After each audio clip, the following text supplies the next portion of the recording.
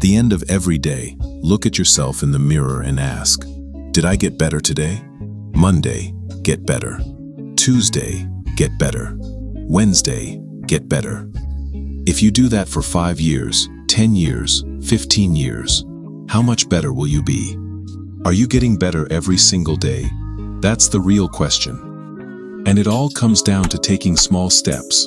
You don't have to accomplish everything in one day or even 1 week. Just focus on getting a little better every single day. And welcome back to another episode of Real Estate AF, where the AF stands for And Finance. And I'm your host, Mark Jones, and we are powered by LoanBot, Smarter Mortgage Matching, and now available on the App Store and Google Play.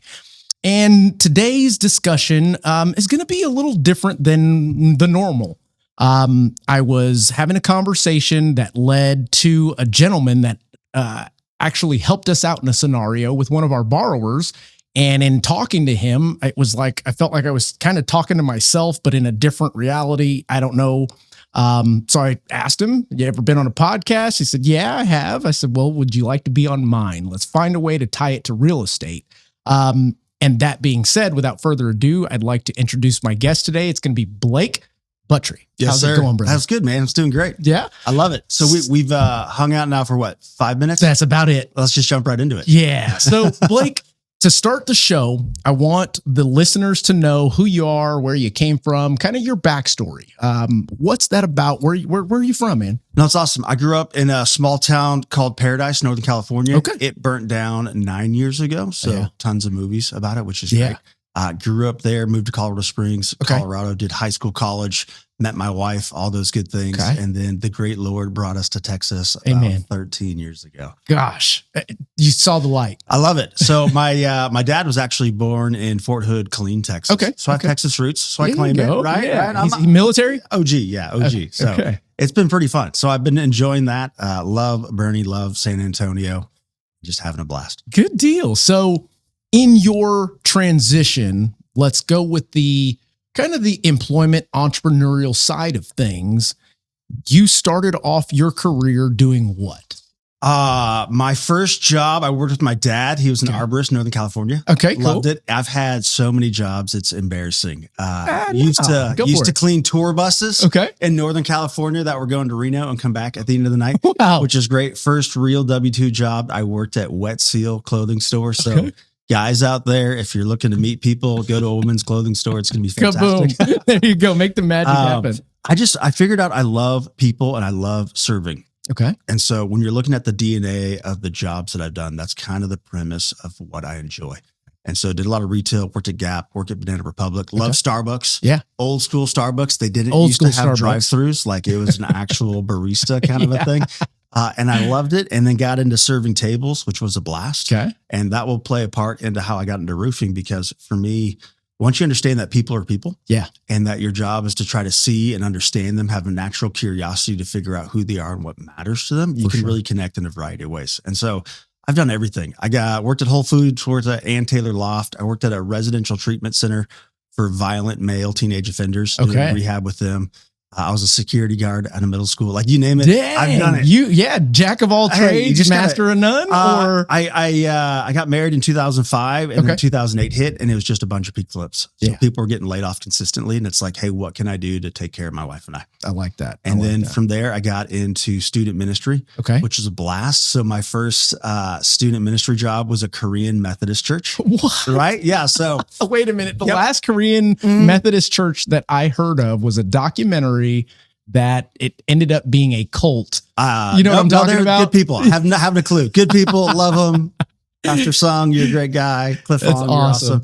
Yeah. And so it was crazy because my wife's Japanese. Okay. So the elder Koreans there, Okay. they don't like the Japanese. Japanese did a lot of crazy stuff during the war, apparently. Oh. I'm just a naive white guy. Right. I have no idea what's going on. I'm like, Yeah. this is great. But it turned out to be more Korean than Methodist. So it'd be like bulgogi and trout soup, and Wow. found out half my kids didn't even speak English. Wow. It was great. That's interesting. So it was like a mission trip in Colorado Springs. It was fantastic. That's very cool.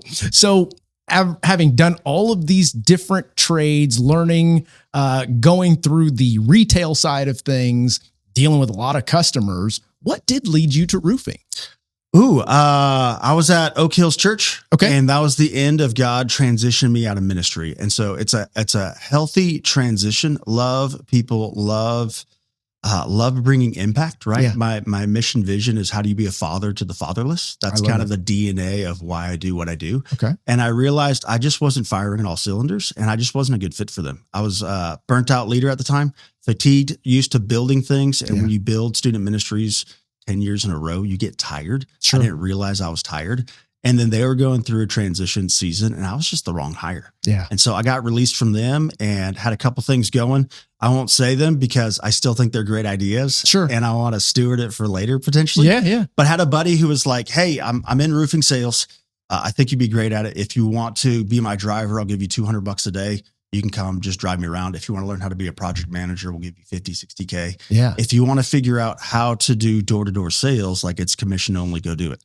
And so for me, it was the first time I decided, hey, how do I bet on myself? Yeah. Grew up, great childhood to fourth grade, but parents separated and kind of took on a defensive mindset, right? Hey, how do I make it easier for my family? How do I make it easier for my mom? Yeah. But always felt like I could do more. Never felt like I was getting paid what I was worth, the problems I was solving, that kind of a thing. Yeah. And so just decided to bet on myself.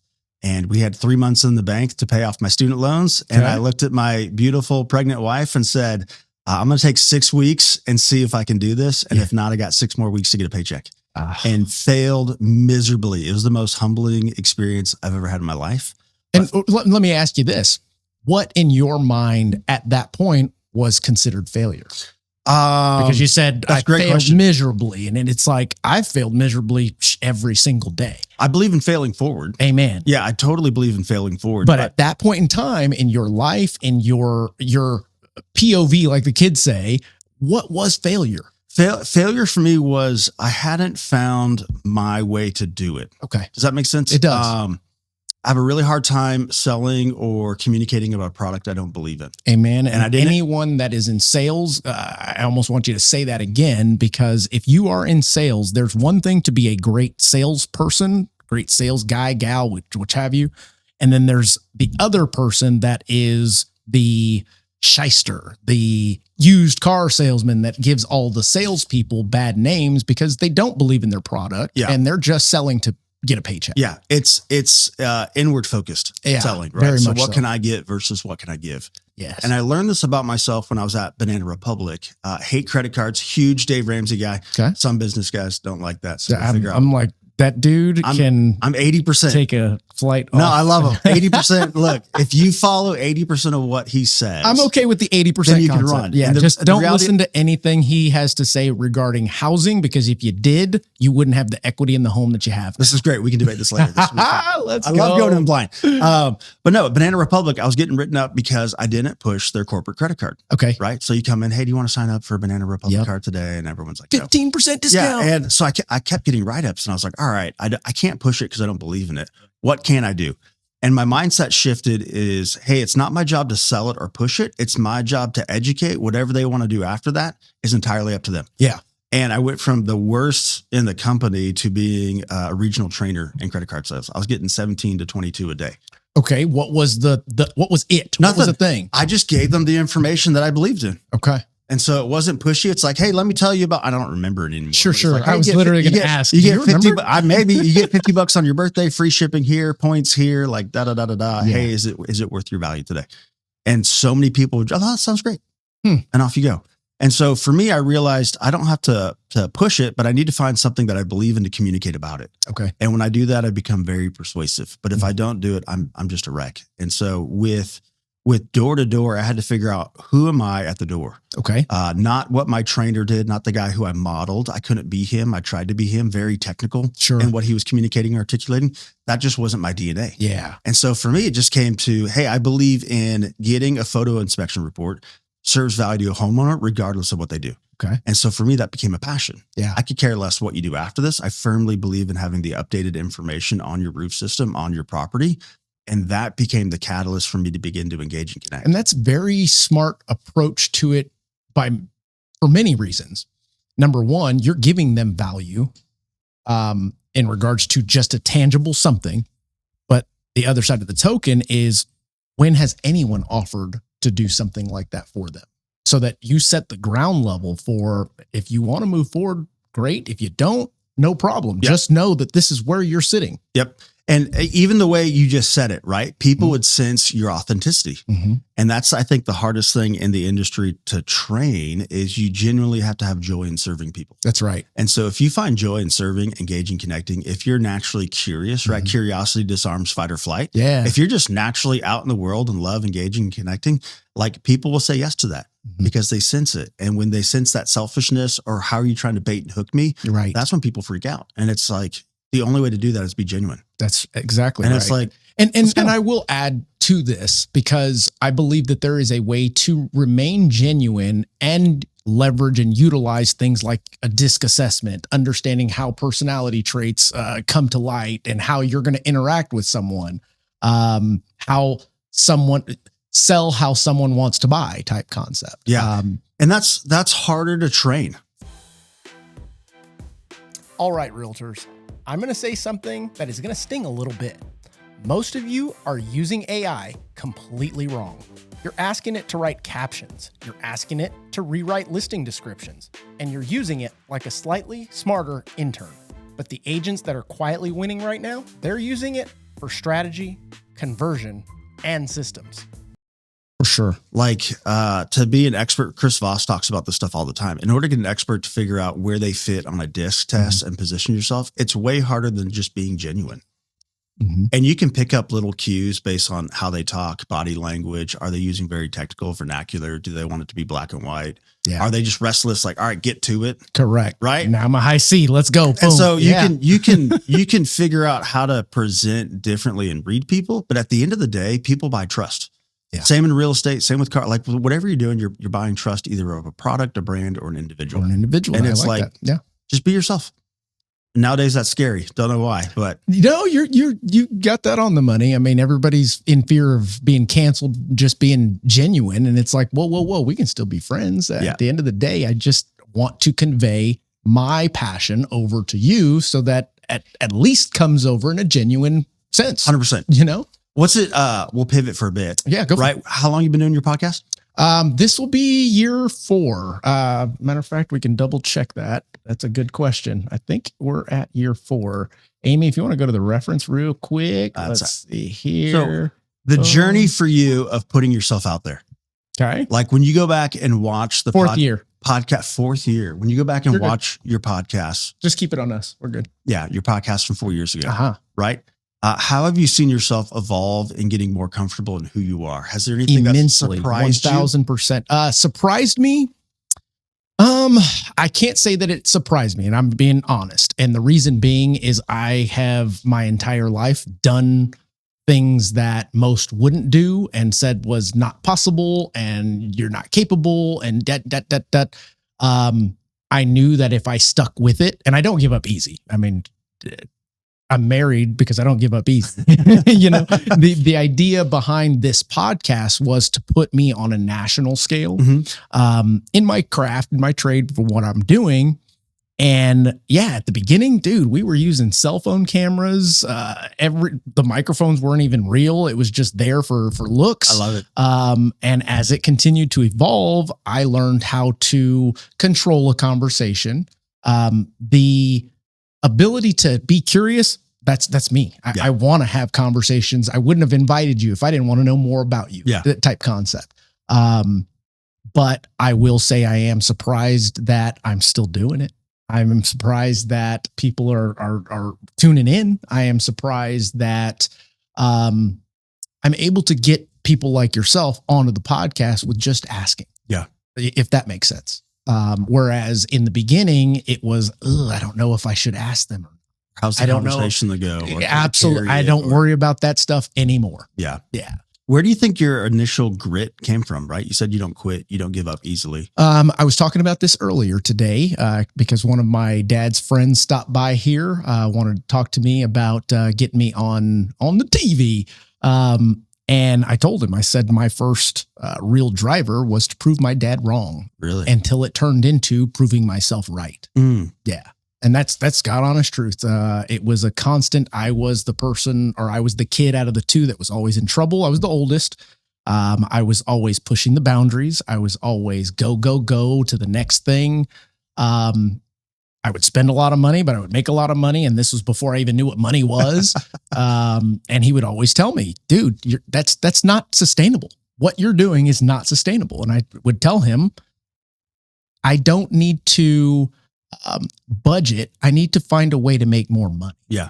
And that was just my MO when we'd have our heart to hearts, because my dad, I can't say that we're opposites because I have a lot of his traits in me, but definitely in regards to finances and let's call it entrepreneurship. He's an entrepreneur, but he doesn't take the same kind of level of risks that I do. Yeah. He doesn't bet on himself as much as I bet on myself. And maybe it's the confidence that he's given me over the year, if that makes any kind of sense. I'm tracking what you're saying. I was trying to figure out like if it was an unhealthy, hey, I got to beat my dad, prove him wrong. No, I want his blessing, or I see there's a different way. I wanted to make him proud. Yeah. I truly just wanted to make him proud because, excuse my language out there, guys, growing up, every time I turned around, I just felt, man, I'm a fuck up. Man, come on, get it together. Like, dude, you've got all this talent, I think, right? Look, you're doing this. And then all of a sudden you grow up and you look back and you go, I am so glad I went through all of that crap because I do have the ability to relate to people on a wide spectrum. Just even my background, being black, Mexican and white, all wrapped in one. I mean, it's like, I can have the racist conversation. I can anything, bring it on. You know, I've got rich relatives. I've got super poor relatives. I've got the ghetto side, it all. Yeah. That's a unique blend. That's a good question. So is your dad still alive? Oh, heck yeah. They're young. They're, and I say young, I'm 39. So they're 59. We're 20 years apart, 19 years apart. So is he proud of you, or have you defined what him saying he'd be proud of you would mean? I have zero doubt that he is not only proud of me, but also proud of what I've become, if that makes sense. Yeah. To the point that I see him light up when he's talking about me to his friends. And it was always because we were so close in proximity and age. It was kind of a butt heads until we became best buds. Yeah. If that makes sense. No, that's cool. Yeah. Yeah. So my dad passed away senior year of high school. And so whenever I meet people, dads are still alive. Sure. Like, be bold and have the guys' night. Yeah. Right. Cause you're close in age. Absolutely. So you can go have a cigar and have a whiskey and sit out under the stars. Yeah, man. And be like, hey, Dad, can I ask you a real question? Yeah. Like, where are you actually proud of me? What do you see in me? Right. Cause I'm in a season right now where a lot of my friends, I realize we're longing for the Father's blessing that we never got because they never got it. Yeah. And so part of my journey right now is, how do we equip men? How do you ask your father for the information so you then have the mantle to begin to pass it on to other people? I like that. Now, I will tell you, at this point in time in my life, I just ask. I don't have to tee anything up. I'm very transparent relationship. We have zero filter, he and I. Matter of fact, I just got the opportunity like 3 weeks ago to take him to the first Spurs game, him and I going together. It's fun, man. And it's just cool. I'm well known over there. So going down, all of the folks at the top know me at the bottom. And it's like, hey, Mark, who's that? Your dad? You guys look. And he just, you can see him going, holy cow. You've done it. Yeah. Dude, like, that's so fun. You know, it's a cool feeling. That's so fun. Yeah. And I'm sorry you don't get to experience that. No, yeah, me too. God's blessed me with other men in my life who I've been able to receive bits and pieces of that from. Yeah. But like you were saying earlier, it's a part of the story. Amen. Right. And yes. so, is there longing and sadness at times? Yes. But I've also learned that it's my job to be for others what I long for in myself. In addition, I love that, and I can already tell this about you. You don't use that as a crutch or a reason to have an excuse for anything. Whereas today's generation, they're looking for every single reason why they can't or why they shouldn't. Or guys. Yeah. You know? No, 100%. Yeah. 100%. So let's Thanks get for the back to you sidebar. now. Thanks for the Anytime sidebar. you want a I was sidebar, like, I'm game, man. I okay, like good. that. I'm rarely ever questioned on the podcast, so I appreciate that. Anytime you got something, bring it up. All right, let's go. Discussion. Tell me your thoughts on it. So now let's talk a bit about this transition as you went door to door, because those who typically lead have done. Let's talk about your doing part, the failing forward, the let's call it the level of progression going from an individual salesperson to an individual that's not really working for yourself anymore. You're working for something that's much bigger than you. Yeah. You know? Yeah. Right. So there's a book called The Slight Edge. The principle of that is compound growth. Okay. Right. So you can look at it at time. You can look at it at failure. For me, my mindset was, how do I fail as fast as I can to get further quicker? Love that. And so the beginning was just, I'm a high work ethic guy, high drive. When I get a vision, I want to accomplish it. And I try to figure out how can I push. Yeah. And so it was just getting reps in and figuring out me. And one of my first contract, he was awesome. But for me, that was the aha moment of, hey, this is just serving tables. And the reality of it is I'm just getting paid more because I'm solving a bigger problem. That's very true. And that's kind of my philosophy in life is you get paid for the size of the problem you solve, not for how hard you work. I believe in hard work to get the skill sets and equip yourself. But at the end of the day, how big is the problem that you're solving? When I was looking at individuals' homes, their investment, their retirement, really where their memories are made. Sure. It's like, no, the problem you're solving justifies the rate of return that you're getting from it. Most definitely. And so, yeah, started with the company. They're out of Dallas. Loved them. Good people. Was supposed to meet with one of the owners yesterday. He was actually up in Comfort randomly. And so I'm like, hey, dude, let's hang out. And he got stuck on an apartment deal. He's like, I'm sorry, man, I can't do it. Awesome guy. And then from there, connected with a local company in Bernie. And again, good people. But what I found is the game I was playing was a little bit different.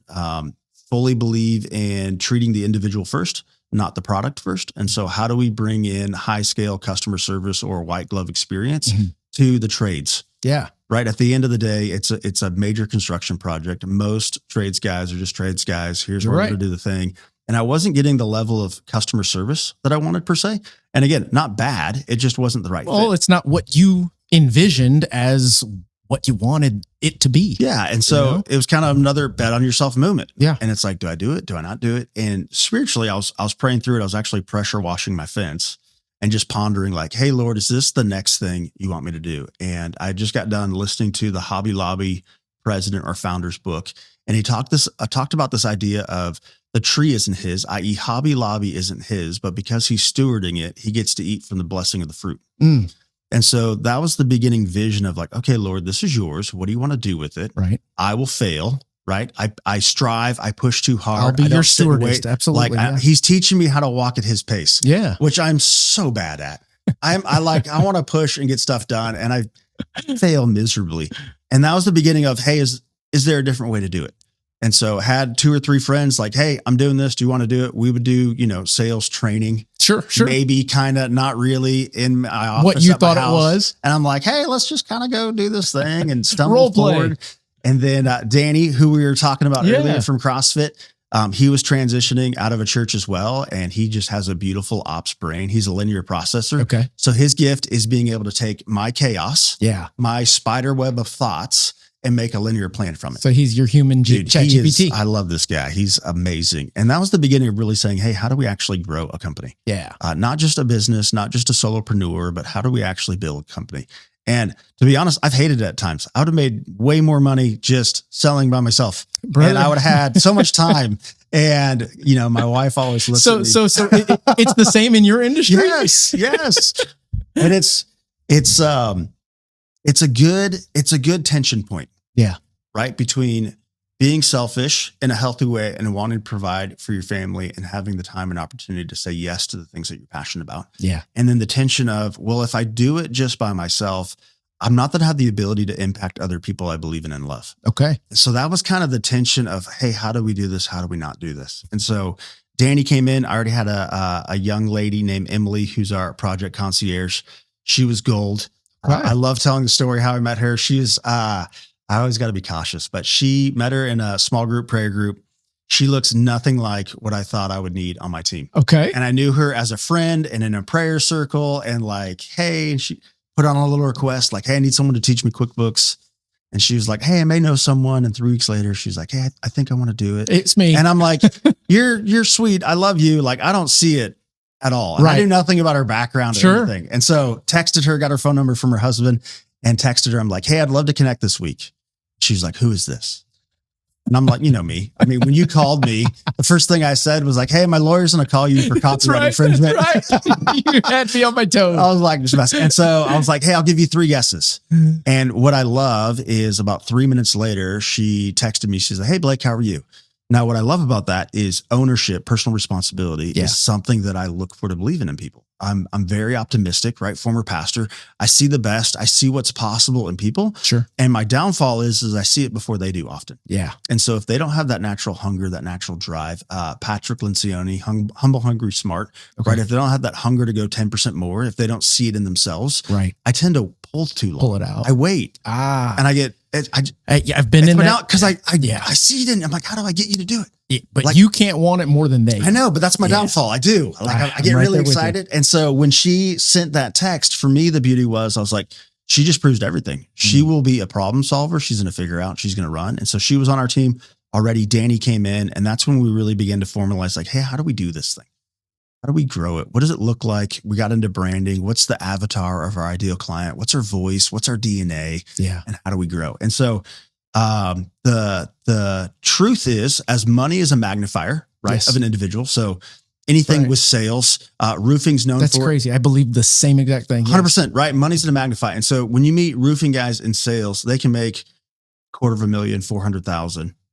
And if their heart isn't pure, if they don't have the DNA in their own lives, you get the atypical story, right? So they're doing cocaine, they're hooking up with strippers, they're getting divorced, they're burning out. Their only identity is defined in how much they make. They don't know about taxes. That's right. Right. And so, most of them, that is the first time they've even gotten close to making money like that. Yeah. No one told them like, hey, 1099, your own separate taxes. You need a checking account, a savings account, and you put your 25% just in case in here. And then, And so like for me, it's like, I'm a curse. If I don't train our guys on these things, I'm a curse into their life. Okay. I'm going to make it worse. And so for us, it was really. Is that because you believe you're an enabler because you're so optimistic? I can definitely see that in myself. I don't know if it's enabling. It's just, I know the other side of the story. Okay.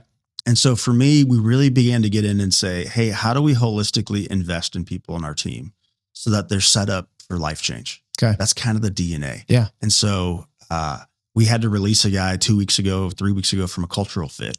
And he said something in a negative, but I take it more as a positive now. He was like, I voted for Biden. Well, no, he's cool. I'm kidding. I'm love kidding. the guy. He super hard worker. Yeah. Right. So he had drive, had ambition, problem solver, phenomenal with customers. Okay. Right. But wasn't really a team player. You know what I mean? And so culturally it wasn't a fit. And I love the movie Moneyball with Billy Beane. Amen. And it's like, yeah. Hey, how do you protect the locker room? What is getting on base and how do you protect the locker room? And so I realized he came to me and he's like, I don't need a father figure. And I know that's what you want to do with these people. And I'm like, it's not that I want to be a father figure and it's not about me, but I want to make you the best version that you can be. How do I walk alongside you? Right. And so that's kind of been our journey. Right. We're all pastors. Absolutely. And so 3 years ago, Danny's getting his doctorate in contextual theology. Wow. He graduates this July. That's awesome. I got super emotional when he told me he was like he was going through. And I'm like, dude, I'm so proud of you, man. Wow. Like, that's cool. Awesome. Okay. But our theory is how do you do discipleship better in a business than in a church? Right. And when you look at the fatherlessness, I got a sociology degree. That's my background, was studying long-term impact of fatherlessness. Okay. And it's like, we're going on 4th generation of divorce in America. All the skill sets that would have been taught aren't being taught. And so how do we come alongside and speak life into these key areas to help them re-equip and grow? Absolutely. And so, that's the story of Churchill. That's pretty cool. And let me ask you in regards to, let's say that one employee, at what point did you realize, number one, that he was not a good cultural fit? And number two, that you were going to do something about it?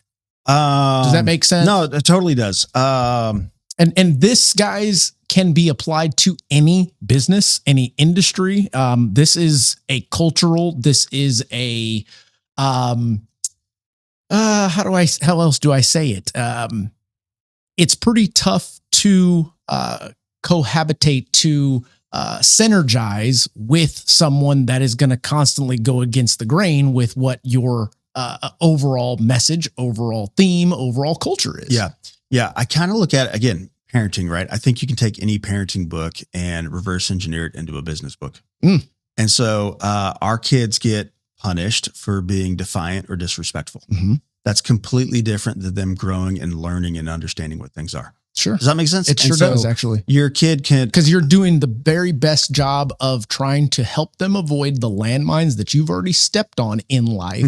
But yet on their side, they're going, you're always just on my butt. Like, come on. Well, there's a difference between talking back to mom in that tone or that voice that's defiant versus being an atypical little kid who's super curious and asks a ton of questions. I totally agree with that. So it can be the exact same thing, but the heart motive or the tonality is slightly different. Right. You got to learn to catch this. And with this guy, growing, right? Transitioning life, hardship going on, but constantly coachable, constantly teachable. Nothing was outside of the guardrails, like kind of annoying at times. You know what I mean? As an owner, like everything's annoying as an owner, right? You got to everything, because everything flows upward to you. And so it's like, hey, how do you come alongside and guide and coach and encourage? And for him, he was in the guardrails. There was still coachability, humility. There was true, I don't want to use the word repentance, but sympathy, empathy. Sure. Like he would come back and see where he made mistakes. And then he just crossed a couple subtle lines with passive comments on team threads that didn't make any sense. Yeah. You know what I mean? Yes. And it's like, it's one thing to do it individually in time and a place. It's a different thing to now do the same thing that we know you're capable of doing that we are not really in agreement on in front of everybody. Yeah. And there was some grace because again, he had some medical stuff that was going on. And so he was kind of, I don't want to say he wasn't bipolar in any ways, but he had highs and lows. Okay. And so there was empathy as I began to see his cycle to understand, hey, here's where's grace. Here's what the next 48 hours going to look like. And then we're fine. And it worked. But this one time, 2 days in a row is just off the thread. And maybe he was looking for a way out. No, basically he's like, I don't know if I'm the right fit. And I was like, I agree. There you go. And in the times past, I talked him back because I could tell he wasn't in a healthy spot. He was stressed alone. He was a runner. Yeah. Right. So, hey, I'm going to blow it up because I'm stuck or frozen and scared. And I had no problem being like, hey, dude, you're fine. Let's walk through this. It's very pragmatic. And this time it was just outside of those lines. Yeah. So when he said the thing, I was like, I completely agree. Yeah. Let's meet up and have some coffee. As an owner, a business owner, leader, mentor, it is tough to deal with the different personalities, all while trying to deliver the same message, same theme that you want your business to run off of. That is essentially the oil that fuels the whole engine, is the vibe, is the culture in essence, right? Yeah. And it's like, as you grow in an organization, you're in a different spot in every season. And so I have no problem going to my team and often saying, I've never been here before. Yeah. Here's what I think it is, or here's the new level of clarity that I have, and continuing to evolve forward. And so anybody who's worked with me up to this point, like I will tell them, hey, I'm still a rookie. Yes. I've probably made a ton of mistakes. I've probably offended people, hurt their hearts, broken relationships, but genuinely I did the best I could with the information I had at the time. Absolutely. And as long as my team members know that I genuinely cared about them, and maybe you failed and maybe you messed up, like I'm okay. Cause I'm a rookie too. And some of the best business owners that I have met, in my life, acquaintances, et cetera, the best ones are still students to the game that they participate in. They are constantly learning. They are constantly failing forward. They are trying new things. They are trying to adopt new ways of going about things and failing and learning. I think that's the overall, you can learn from other people. You can learn from conversations, or you can learn from action. And in many cases, the ones that I come in contact with have that similar trait in mind is we are students of the game. Yeah. I don't claim to know everything.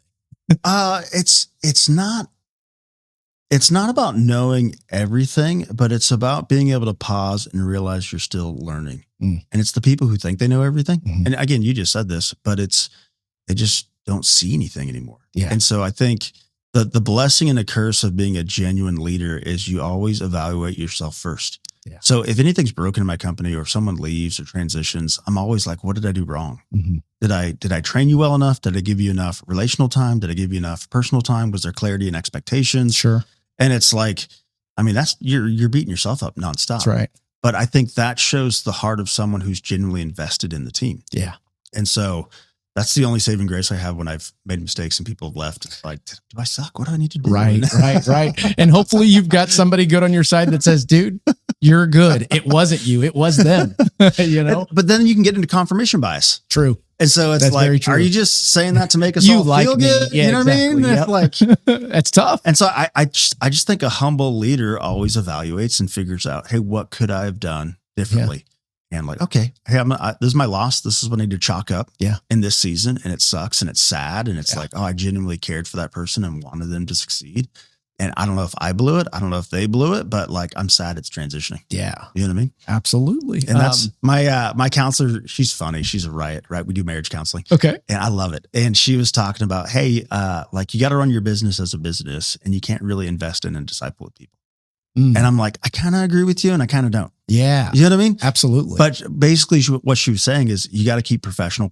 Correct. And in our separation between the two. Yeah. And it's a tough thing for me as well. Isn't it? Absolutely. We have personal and professional hats. Yes. And so I'll genuinely like, hey, I'm going to put my personal hat on as your friend right now and slide sideways. And that's actually a have good a conversation practice to use. And be like, okay, now I'm going to go back into whatever hat I am on the Right. org chart at this time. See, and you have the ability to do that. I have the ability to sometimes do that.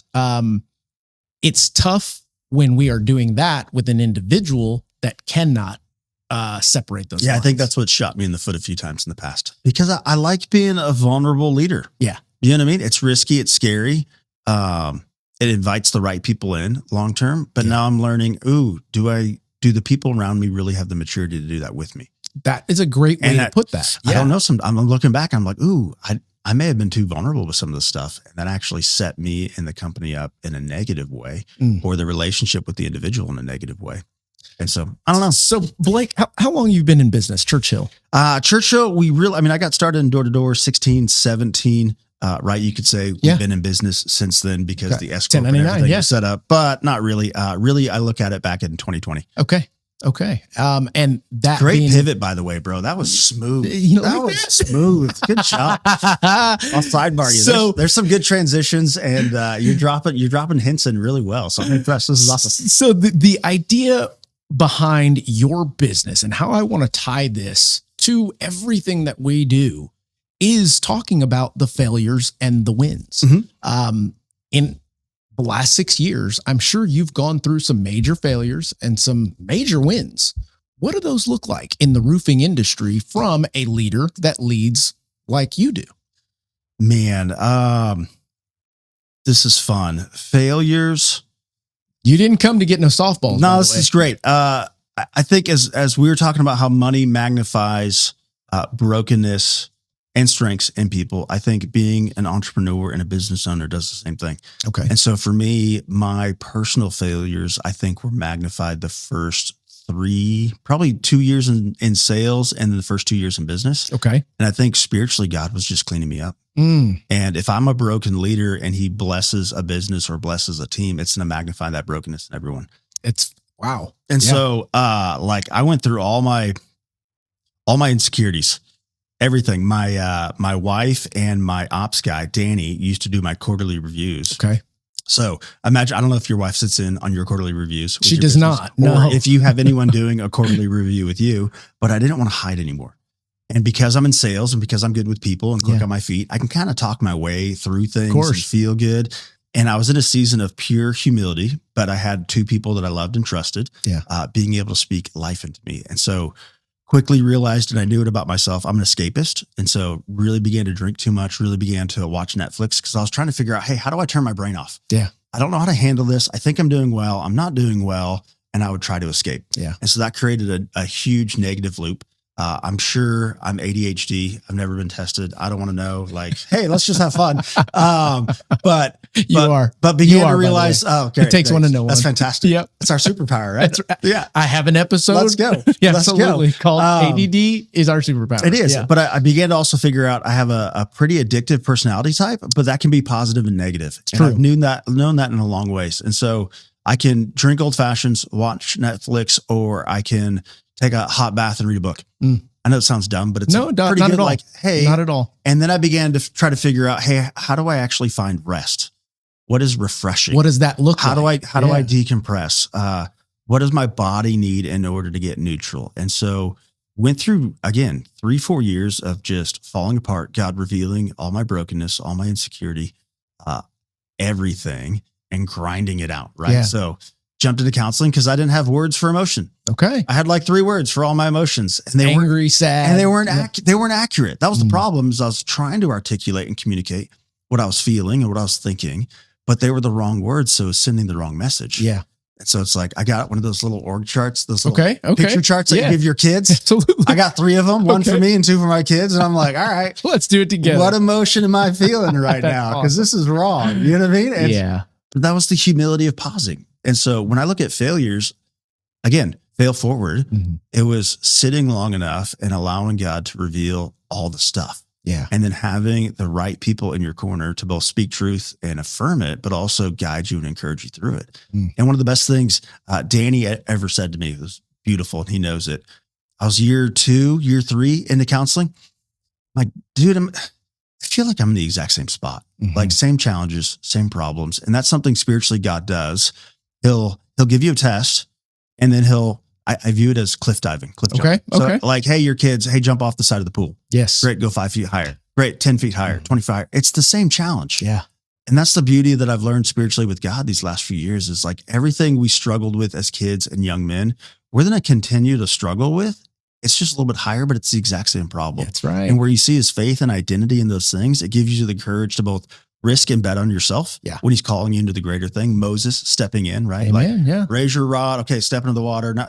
It was harder and harder every time, but it was the same request. That's right. And so for me, Danny was looking at me. He's like, you're not in the same spot, but you're in a spiral staircase working your way up. And it was just enough truth that I needed in that moment to be like, okay, no, I have grown. I have changed. There just wasn't enough time to bring distinguishment from where I was to where I am. Makes sense. And actually. so this past year has been God's beauty of taking me through a lot of the same circumstances, but showing where he's revealed and changed me in those areas. Okay. And so I think that's the biggest thing. Wow. Which is beautiful. And that's huge. It's though. huge. I mean, It really is because it now not necessarily forms your DNA of what you wanted, but it reveals that DNA to you so that you can fully embody that. yeah, it's cool to see where you're healthy, right? It's like people who have a broken leg and they're in a cast and you get it off and you don't trust it. Yeah. And you don't know, is it healed? I wouldn't know. I've never broken I haven't a either. bone. The x-rays are good. You know what I mean? It's like, I think I'm fine. And then you like slowly limp into it. And there's beauty about time. Yeah. You know, spiritually, even in the Bible, like God rested and looked back. There's a separation that allows for a distinction between what was and what is. And oftentimes we as business owners, we don't pause. Right. We don't pause and figure out like, hey, how far have I gone? That's very true. Matter of fact, Amy just told me, what was that? I don't know, an hour ago. You need to take this weekend off. You need to just chill. Let's go, Amy. Like- I wholeheartedly agree with you. My response to her was like, what? No. You know what? One of the blessings that my wife and Danny gave me, which was great, is they have forced me to leave once a quarter. Okay. Turn off, go somewhere. It could be going to Vancouver to hang out with Breakthrough Academy and meeting their guys and just living life. It could be I went to my hometown on my 40th birthday. Okay. That burnt down and like went to all my childhood places. But just that alone time, that solitude allows me to come back and appreciate everything that's going on. In addition, I think, and I agree with that, I think that it also provides you the perspective that you need at that time. There's levels to what we go through that anybody go through. But like you said, many times we either don't know or we totally forget to take a step back and look at everything from a bird's eye view. Yeah. And then appreciate how far you've come. Yeah. You know? Yeah. The pause is beautiful. So why don't you pause? I do pause. It's just, I will tell you that, I paused in a different way. Matter of fact, I've got too pulled into one project over all the others to the detriment of the others. So now I'm playing catch up the other way. And until I'm done doing that, then I will pause. Shiny object syndrome, time management syndrome? No, not necessarily. We launched a mobile app, developed and launched a mobile app. And all the while, I've got a branch full of loan officers, operations team that the industry's tough right now. And I was the main driver of the production. So if I take a step back and say, hey guys, y'all keep going, I'm here to help, but I've got to go sell this thing that I just poured hundreds of thousands of dollars into.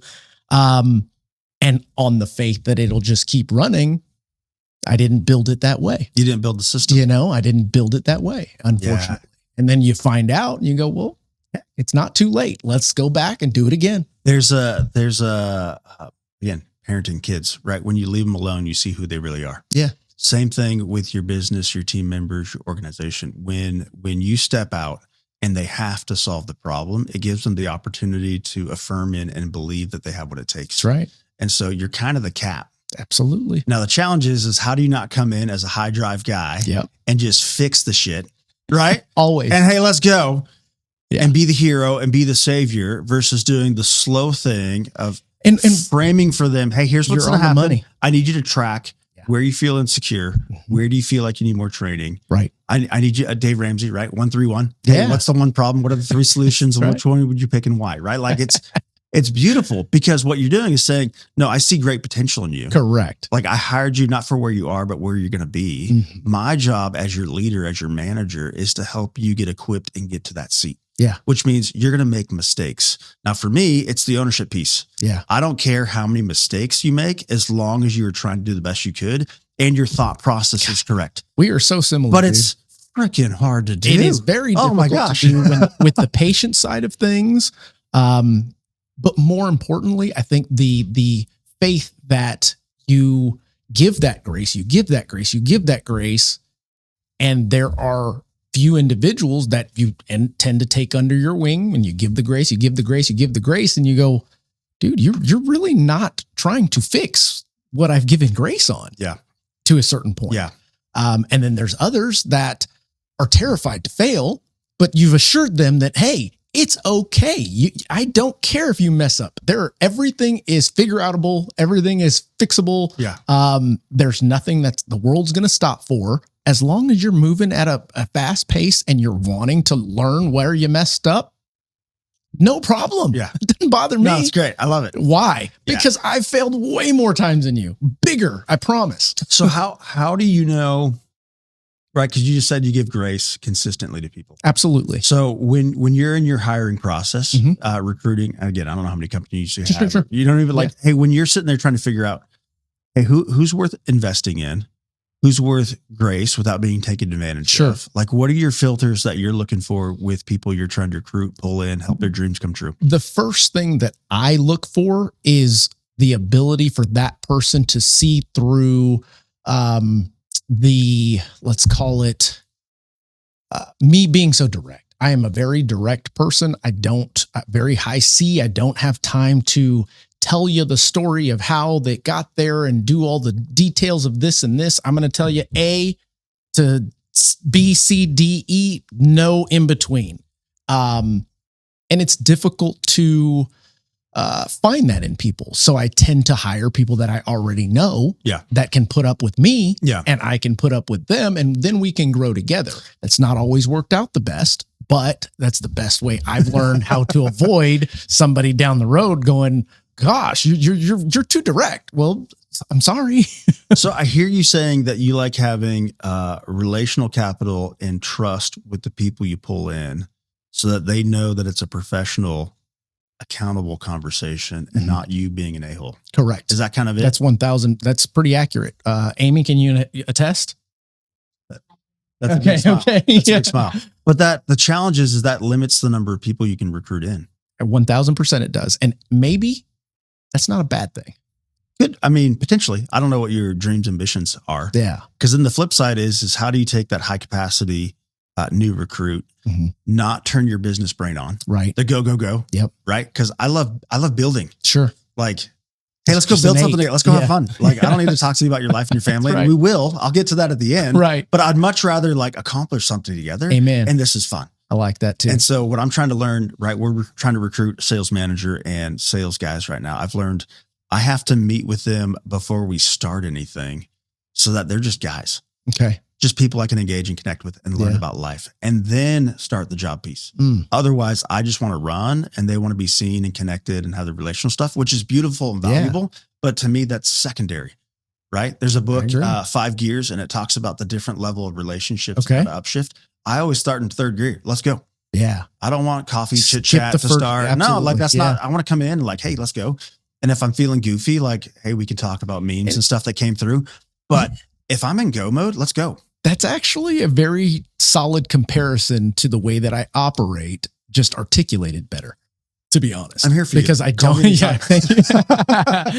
That's why I always say this is great therapy. The idea behind what you're talking about is skipping the fluff. I don't not necessarily have time. I don't have time for the fluff.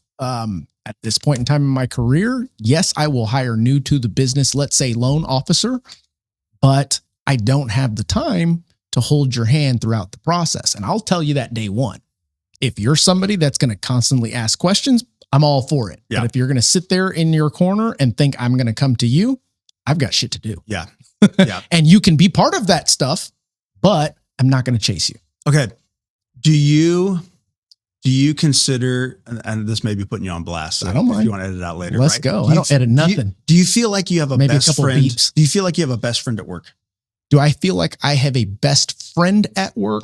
I feel like I have multiple. Okay. Yeah. So there's a book. And it has taken years to get to no, it's beautiful, right? Yeah. It's the number one indicator on how long someone will stay in an organization is do they have a best friend at work or not? And so to our detriment, if our team members don't feel like they have a best friend, they won't stay as long. And so as much as we want to get stuff done, we still have to pause and see the people and say, do we find joy in doing life together? Right. You know what I mean? And it's like, I can definitely see that. It's so hard for me. I'm like, because then they're just going through the motions of whatever their job is instead of actually focusing on what we're building together. Yeah. Yeah. And it's right. We were talking CrossFit, right? 400% greater affairs happen in CrossFit than any other gyms. And the reason is because there's teamwork going on at the time. Yeah. Most affairs happen in offices because there's two individuals working on a goal together. Right. And so there's a beauty about having a united goal, both professionally, but also personally. Right. How's your family? What's going on? Tell me about your kids. Right. Like, how do we grow and get better?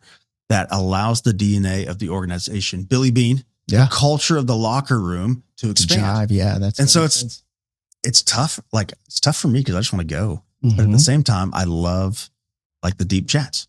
You know what I mean? Yeah, I'm with you on that. Man, that's pretty good. How are we doing on time, Amy? I feel like we're at like 45 minutes. Woo! Already? Just like that. Let's keep going, bro. Just like that. Let me see what I have on the agenda. I want to talk about, what do you want to talk about? Leadership, philanthropy. We got that. Culture versus performance. We already nailed that. Good. Hiring and firing and standard. We nailed that. I haven't looked at this once, by the way. It's great. I didn't look at it either. Trust and delegation. We talked about that. You got a great Burnout. Smile, by the way. Thank you. I paid some good money for these so couple of happy teeth. right now. This is fantastic. Let's see here. Okay, there's some questions that we can jump into. Is number one, is people first, and this is not even the rapid fire section. We have a rapid fire section? At the end of every podcast for the last, I should have totally planned better. You can't plan for these, and that's the beauty of them. So here it is. And this is not the rapid fire, but is people first something just avoiding someone? Excuse me, starting back. Is people first sometimes just avoiding hard conversations? Not at all. Okay. Brene Brown talks about how unclear is unkind. Okay. And so people first means I see you as an individual, right? I love and care enough about you. I've set up clarity within organizational A&D's expectations, everything you said. Yeah. right? I'm telling you, I know what I'm hiring. Very similar, I but know you what articulate a little bit better. I've communicated to you. You went to college. I did. I got my education. It's great. No, it's this idea of, was I clear on the front end, both with what the job description was, what I was looking for in an individual, what done looks like. Right. Right. And then if so, you're allowed to do both. Mm. And so, I don't know. Most people don't want to just do a job. Right. They want to be a part of something. Absolutely. And so seeing them as a person first means I care enough about you when I'm interviewing you in to see, are you going to thrive in this environment? Right. Yes or no? So now That's- sidebar question. That's really for it, you, right? Like, because you mentioned that. I believe the same as you, that people want to be a part of something. They want to be a part of something that's successful. Even I'll take it in a step further. In that initial hiring process, in that everyday going about our job duties, is it difficult for you to, let's say, hone in on the individual that doesn't feel a part of it? Because yes. you, and similar to me, I'm always in a good mood, pretty much. I'm always trying to spread some positivity, no matter how bad the situation is. And that's sometimes difficult to see outside of that rainbows and unicorns. Yeah. Hey, I love it. Unicorns are mascots. Are they? We have, Awesome. we have Okay. all unicorn meetings. So Okay, that's our okay. team monthly meetings, and all unicorn meeting. We give away the unicorn award. And so when a team member sees something that's above and beyond, Okay. they get to pick when they're going to share it. So it's been sitting with someone for 3 months now. Wow. For their thing. But unicorn, we did research on this. Okay, This is fun, okay. right? So unicorns always showed up in a time of need, Okay. right? They showed up when someone was poisoned, sick, or needed a miracle to happen. Mhm. And it was the mystical thing that shouldn't be, but it is. Yeah. And so for us, you hear the saying like, oh, I'm looking for a unicorn. Yeah. And we've realized a part of that is the character and culture of the DNA, what's in the person. Part of that is the blend of the system that you've created for them to come into. Mm. And so what we're trying to get to is we don't need a unicorn. As long as we have a white horse, our system will make him a unicorn. Mm. Right. And I so, like that. yeah, it's like, hey, we'll add that. We'll add those stripes. good. No problem. It's good. That's pretty good. Okay. No, but to answer your question, I think early on it was hard for me because I wanted people probably out of insecurity. Primal question. If you haven't done the primal question, right, it talks about your childhood question that you want answered. Okay. And so for me, my primal question is, am I loved?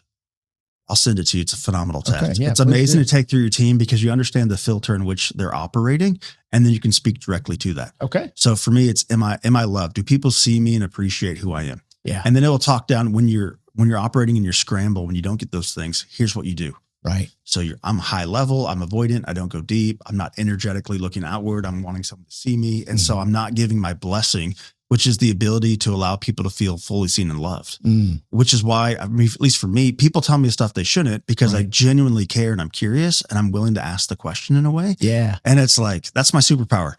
If I sit with you long enough, I'm going to ask something and you're going to look back and be like, why did I tell you that? Amy, does he remind you of me? Is this not weird? I'm having this conversation with you.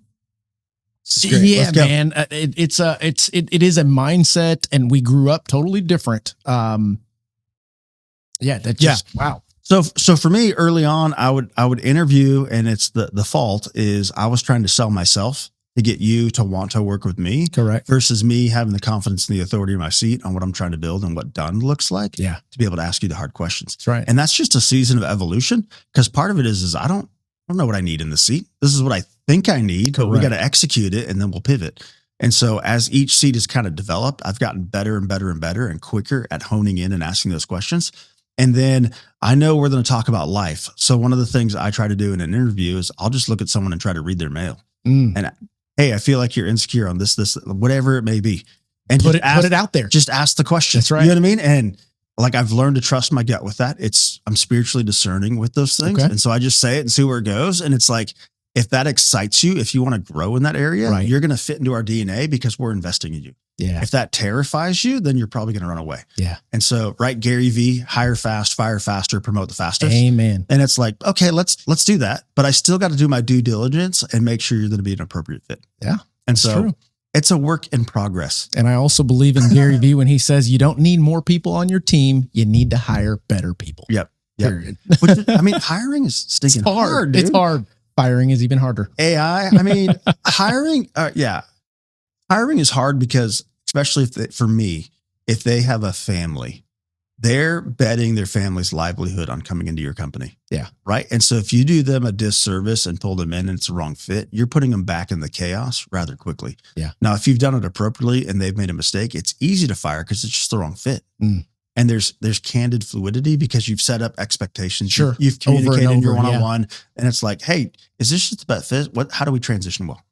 Like, what does this look like? Oh, that's Unless pretty you solid. break compromise and integrity issues, that's quick. That's different. But everything else, we can just figure out like, hey, what's the best off ramp for you? And for us, I mean, I've had team members we released call and like thank us, like, hey, you taught me about time management and block scheduling, and like I'm teaching that to my kid now, and I'm so grateful. That's cool. Yeah, like that's just cool. Yeah, it's like this stuff's fun. That really is. Okay, so one more, and then I'm going to go rapid fire. We haven't even talked like money and investing. I thought we were going to talk about how to set up like solo 401ks and how to get into venture capital. You don't want my advice on that one. I'll tell you to put it in real estate. Yeah, hey, put it in real estate. We're in there's a company, Responsive Capital, JD, out of Charleston. So we partner with them for a lot of apartment complex investments. And I was texting him the other day. I'm like, I think I need to get you two together. So he's a nut, best possible way. But that's been one of the best quick rate of returns for us, right? Because it's passive. Yeah. You put your money in, you get your preferred return. Yeah. Then you get your ownership kick out. And I'm sure you know the model, right? Absolutely. And I'm like, dude, I'm like, is this what you're doing? He's like, yep. I'm like, man, I wish I was smart enough to do that. But for us, we were a part of one of his worst investments that he's had, and we still got a 14% rate of return. Oh, that's nice. And I'm like, this is the worst, bro. Like I'm happy with I'm doing good. How much more money do you want, man? Like, let's talk. Yeah. Are you a hog or are you a pig? That's awesome. Okay. Let's see here. So for time purposes, let's go straight to rapid fire. No, bro. Hey, what do you want? This is long form, right? This is long form, but I only got an hour. Let's go 3.5 hours. Let's go. I like it. You can wrap it. Do whatever you want, man. Let's see here. Okay. Rapid fire. Here we go. What was your biggest leadership mistake early on? This isn't rapid fire. It is. Quick answer. No explanation. I just want to know what it was. That's tough. Biggest leadership mistake, honestly, wasn't betting on myself soon enough. Okay. That's my biggest regret. Yeah. Okay. I'll own that. And I'm not good at managing teams. Okay. I'm not a manager. You're a doer. I'm a visionary leader. I can figure out systems extremely fast. I hate managing. Okay. And then I didn't realize that I needed that ownership piece. Otherwise, like I'd get super frustrated with people. Yeah. Yeah. When did you start cold plunging? How long ago? When I was going through my who am I and my anxiety thing. That phase? So that the freeze we had, my neighbor lived in Corpus, but he had a pool next door. Okay. And so I was like, hey, dude, I'll go drip your faucets and check your house as long as I can jump in your pool. Huh. And so started jumping in his pool, and it reset my blood pressure, reset my heart rate, and it became my decompress at the end of the day. That's how I started too. I love walking my butt into the pool. Yeah, it was great. And then now I'm addicted. It's every day. It's my new addiction. I love it. Yeah, I did the Wim Hof and then jumped in Bernie Lake. Boom. It was like 19 degrees. Oh God, dude, you're nuts. And then I went to the saltwater pool, and then now I got the plunge in the backyard. And yeah, this is where I insert the white people. Nuts. It just turns your brain off. It does. And that's why, well, you can't really think about anything but the cold until the cold is really gone. And then by that time you find peace. Yeah. Yeah. It's weird. Got into box breathing, loved CrossFit because you had to turn your brain off. Into jiu-jitsu right now. Same thing. Okay. Either you got to turn your brain off and focus, or someone else is going to turn your brain off for you. Yeah, so it's true. Like, yeah, no, but good friend of mine owns, it's House of Jiu-Jitsu downtown. Okay. And he says the same thing. Yeah. Lives by it. It's awesome. Yeah. That's cool. Okay. So what do most leaders get wrong about culture? Ooh, they try to outwardly express what they are not themselves. Ooh, okay. That was good. One habit that keeps you grounded. Prayer. Okay. Yeah. It's a great one. And honestly, before I go to bed, I go sit on my front porch for like 5 minutes and just sit. Okay. I know it's dumb. Just decompress. I just sit. Yeah. Like be still. I'm a go guy. I can actually relate to that. And instead of the sitting, it's my car ride home in complete silence, just going. It sounds like hell to me. I'm telling you.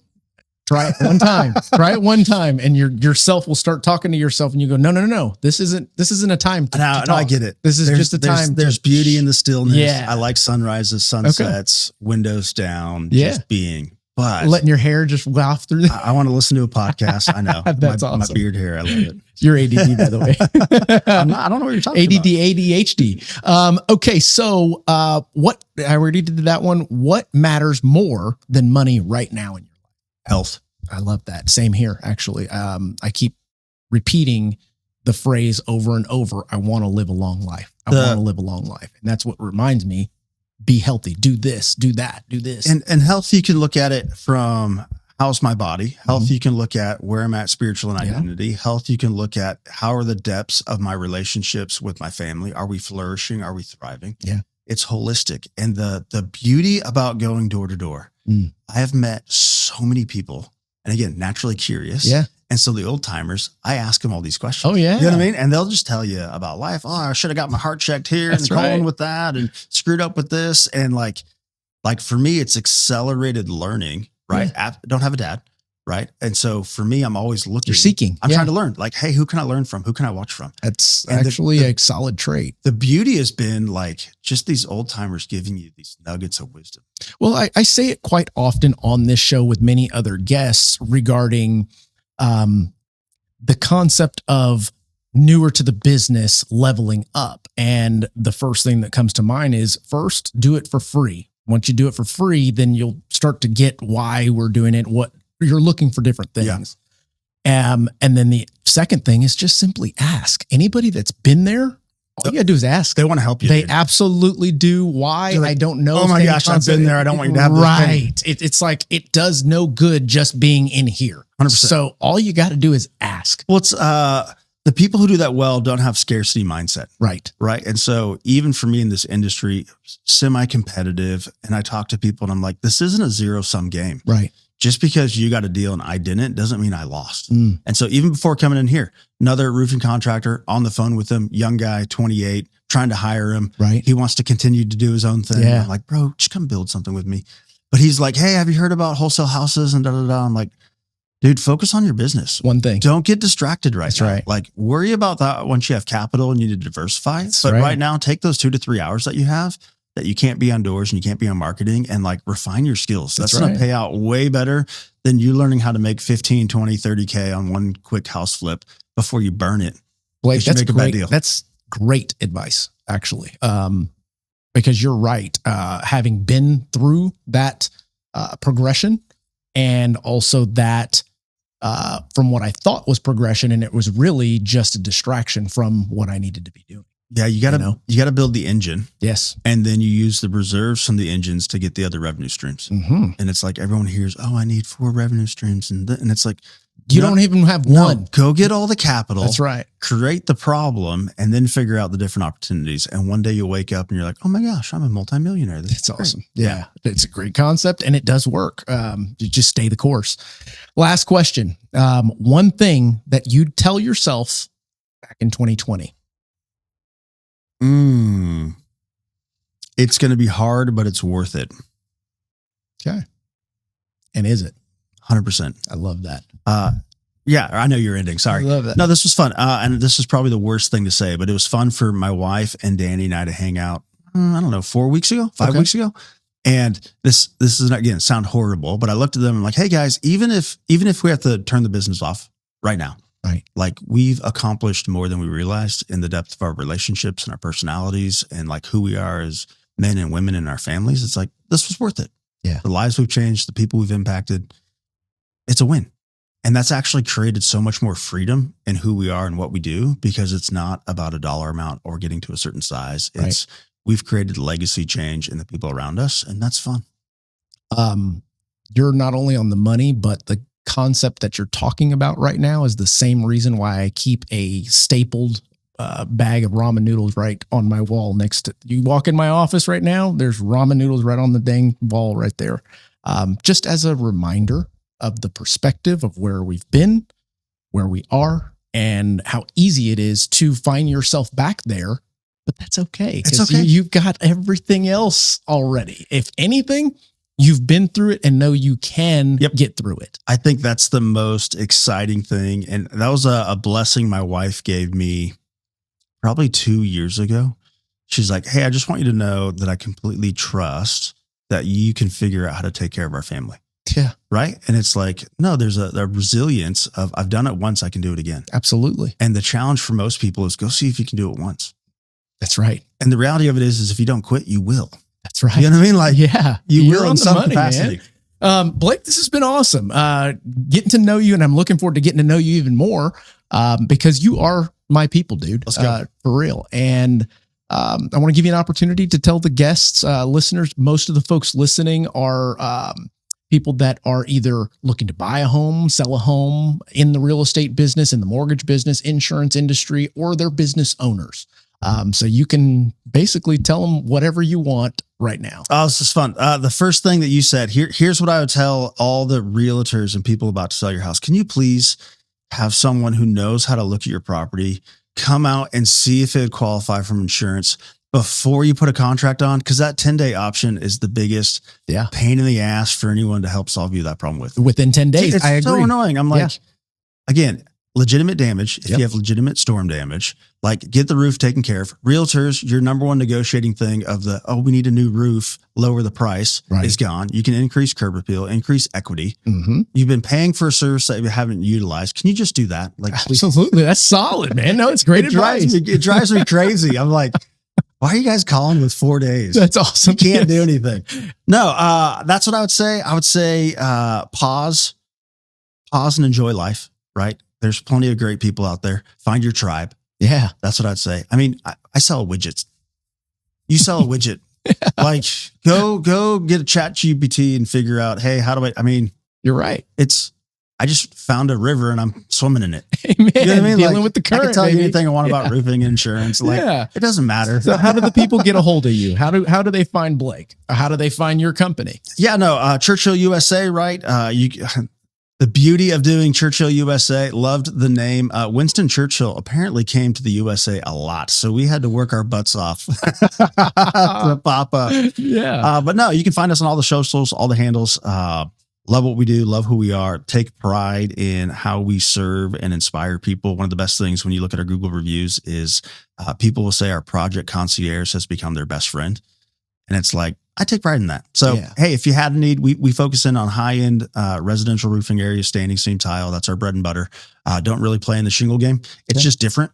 You know what I mean? Yeah. And we're in a niche, but we love it. It's just a different game, and we take pride in who we are and what we do. And hey, if you're looking to be a sales guy and bet on yourself, like reach out to me. There you Look go. for great people. Let's have some fun. Absolutely. I love that. Guys, gals out there listening, this was kind of a testament to prove to myself and to you all out there that we can have a discussion with another intellectual individual that provides substance, that provides value, that's outside of our industry, and in some ways tied to the industry. But also to show you guys that the mindset, no matter what the industry, to be a successful individual that leads and works for something bigger than themselves, That's the real question. they're kind of the same. That being said, guys, we will catch you on the next one. Accomplish everything in one day or even 1 week. Just focus on getting a little better every single day.